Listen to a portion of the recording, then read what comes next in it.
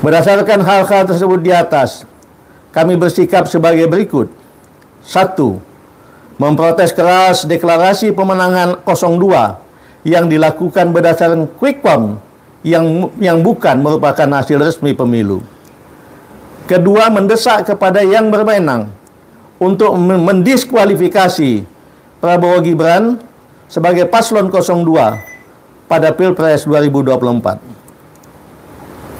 Kemudian untuk menjadi pelajaran bagi semua pejabat negara, kami mendesak Presiden Joko Widodo dan semua pejabat yang telah merusak demokrasi dan hukum Indonesia secepatnya mundur atau dimakzulkan. Assalamualaikum warahmatullahi wabarakatuh. Waalaikumsalam warahmatullahi wabarakatuh. Pemirsa, kita jumpa lagi di acara Dibacain Berita. Tentu pemirsa menunggu-nunggu berita apa yang akan dibacakan oleh Bung Kameramen dan Bung Alfian. Disilakan. Ya, Bung Alfian, alhamdulillah di tengah kesibukan Bung Alfian disempatkan untuk syuting, merespon beberapa hal karena ini mendekati tanggal 20, situasi semakin genting nih Bung Alfian. Ditambah KPU mengumumkan Bung Alfian, KPU mengumumkan dari 33 provinsi Prabowo Gibran menang di 31 provinsi. Nah ini kan tandanya berarti tanggal 20 ini kemungkinan besar mereka akan mengumumkan pemenang pemilu adalah 02. Bagaimana responnya Bung Alfian? Persoalan pemilu yang menang yang mana kita kelihatannya tidak terlalu soal deh. Ketika sportivitas, ketika sistem kerja komputer kita berjalan sebagaimana semestinya ya, walaupun kalau mau kita membuka memori pemilu-pemilu sebelumnya, kecurangan ini sudah diketahui secara umum. Tapi hari ini bukan bicara kecurangan, bicara penjahat melakukan kejahatan, lalu dia ingin mengumumkan dia sebagai orang baik dan memenangkan permainan dengan kejahatan yang dia mainkan itu. Nah, persoalannya adalah, ini adalah situasi yang akan berimplikasi buruk. Oh, berarti kalau orang curang akan menang, kalau mau menang harus curang. Dan ini serius dalam artian bukan soal menang 02 atau 0 berapa. Ini persoalannya kejahatan, kebohongan, dan kuncinya ada pada Jokowi yang mengikrarkan cawe-cawe ataupun bangkai rangkaian-rangkaian sikap yang orang ini sampaikan di banyak kesempatan. Dan agaknya gerakan aksi ini harus mengarah pada gerakan politik. Saya ingin mengatakan begitu kepada pemirsa dan Bung Kameramen, bahwa gerakan politik artinya berarti ada sesuatu yang harus dikerjakan, ada yang dieksekusi, karena ini invasi tentara merah sudah sangat ada di bayang-bayang arogansi dan keberanian daripada orang-orang tersebut. Jadi saya melihat aksi per tanggal 18 hari ini, tanggal 19 dan seterusnya harus mengarah menjadi eskalasi partisipasi politik yang sesuai dengan kebutuhan apa. Bukan sekedar demonstrasi biasa, bukan sekedar aksi-aksi karnaval atau aksi-aksi yang sifatnya artifisial. Dia harus masuk pada hal-hal yang substansial, strategis, dan sampai kepada gerakan politik yang pernah dilakukan oleh para pendahulu kita maupun di berbagai belahan negara. Begitu respon awal Ibu. Ya, Bu Alfian, kabar dari teman-teman yang ingin hadir tanggal 19, tanggal 18 juga ternyata ada. Itu memang magnetnya lumayan besar tuh Bu Alfian. Nah ini kan perlu ditopang dengan kesiapan mereka menghadapi hal-hal kemungkinan yang terjadi di lapangan Bu Alfian. Nah kan kejahatan yang Bu Alfian sampaikan tadi memang kejahatan yang sudah disiapkan dari hulu ke hilir. Itu kalau yang disampaikan oleh film Dirty Food. Nah ini kan sejauh mana kesiapan kita yang aksi menghadapi situasi-situasi yang akhirnya memukul mundur misalkan yang demo. Atau akhirnya kita di framing pelaku inkonstitusional. Nah ini sejauh mana persiapan yang dilakukan Bu Alfian seperti Pak Din Samsudin, Pak Marwan Batubara, dan teman-teman lain yang semangat untuk hadir pada aksi-aksi ke depan Bu Alfian? Ya, kalau persiapan tentu dalam konteks aksi dalam konteks, katakanlah konteks pertempuran dan peperangan politik, tentu tidak akan mungkin saya sampaikan di forum seperti ini. Pasti nggak sangat saya sampaikan. Tetapi kesungguhan untuk melakukan persiapan tetap dilakukan. Karena sesungguhnya apa yang sedang kita alami hari ini adalah babak penentuan terhadap negara kita akan menjadi negara yang berhaluan permusyawaratan atau negara otoriter yang memang dipimpin oleh cara-cara pengelolaan negara dengan tangan besi.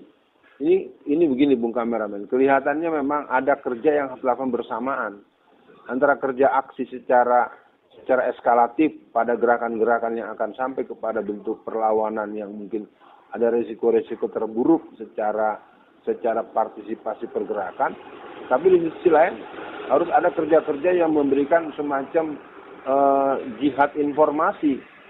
Perlu ada sosialisasi situasi secara TSM.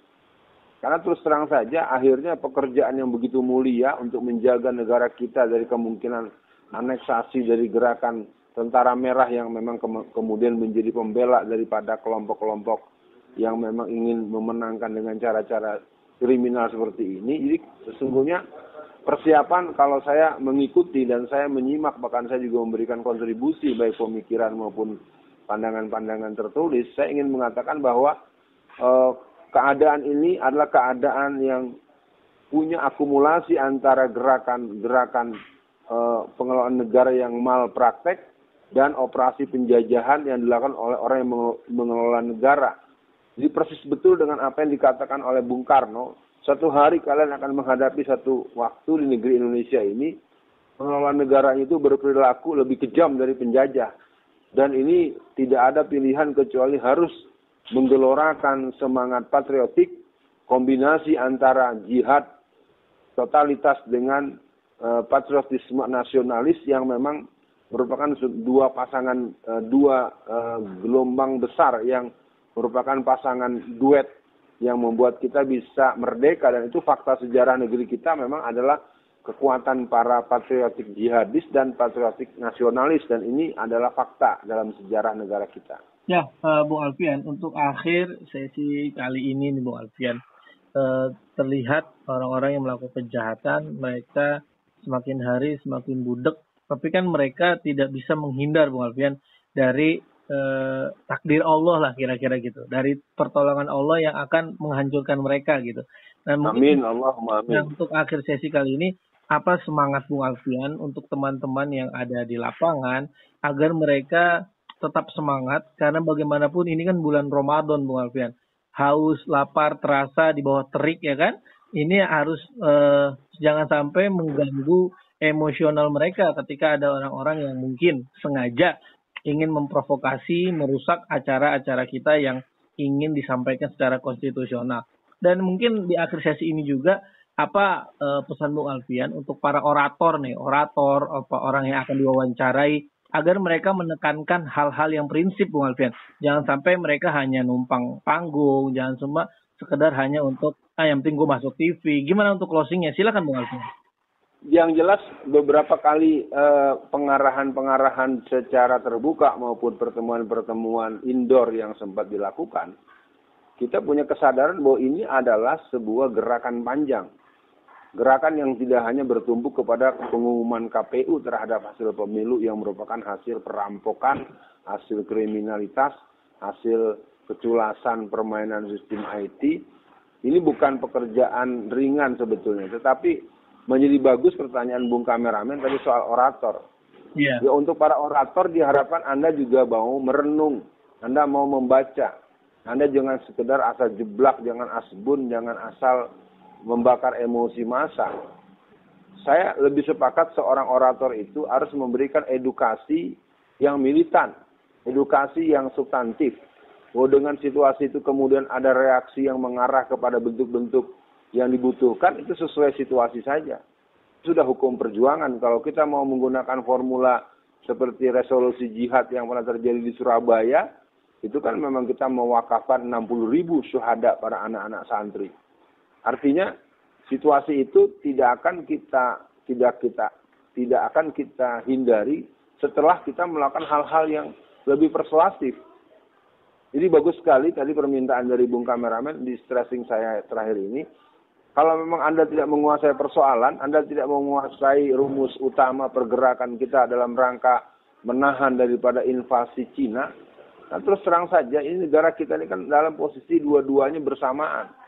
Satu sisi invasi Cina yang membayang-bayangi penguasa-penguasa kita, yang di sisi lain adanya upaya untuk melanggengkan penguasaan mereka terhadap berbagai sumber daya alam kita.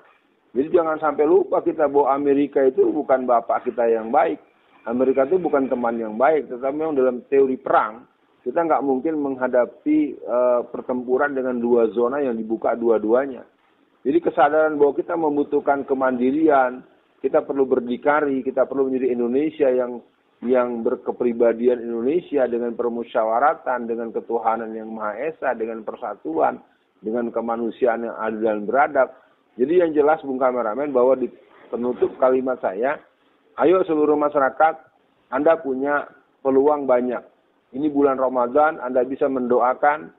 Saya dengar juga sudah ada yang sampai menyiapkan ratusan dus air mineral, bahkan ada yang menyiapkan ribuan makanan untuk orang-orang yang aksi hari ini dan besok. Dan yang perlu dipahami bahwa aksi ini bukan aksi menjelang Lebaran atau pasca Lebaran. Aksi inilah aksi merawat kedaulatan. Dan tentu turun gunungnya para jenderal-jenderal, turun gunungnya para sesepuh bangsa. Dan juga saya melihat adanya semacam kematangan yang meluas. Bahwa nanti akan ada sesuatu, ya mari kita lihat sesuatu itu sebagai bentuk aksi reaksi, atau sebagai bentuk Anda memang telah tidak layak lagi mengurus negara ini dengan cara yang baik. Yang jelas situasi semakin tidak menentu, harga mahal, dan kecenderungan lepas tangan terhadap berbagai keadaan yang dihadapi. Kita sangat kecewa, misalnya kemarin ada seorang ibu itu sampai dipiting, ya, hanya sekedar dia minta tolong perhatikan jangan bekerja sama dengan perusahaan apa. Iya betul. Saya pikir ini sudah satu situasi yang menunjukkan bahwa Jokowi sudah tidak lagi menjadi orang yang bisa diharapkan sebagai orang nomor satu. Iya. Walaupun tinggal beberapa bulan, dia sebenarnya sudah batal dan batil. Jadi kesimpulannya, seluruh masyarakat sadari bahwa negara kita semakin hancur-hancuran. Walaupun kita sedang beribadah itu bersabar dalam ibadah, tapi tetap berjihad fisabilillah. Karena bulan Ramadan juga ada perang Badar, dan bulan Ramadan juga kemerdekaan negara kita diproklamirkan. Jadi peran-peran politik, partisipasi politik juga terjadi di bulan Ramadan. Sekian dibacain berita. Assalamualaikum warahmatullahi wabarakatuh.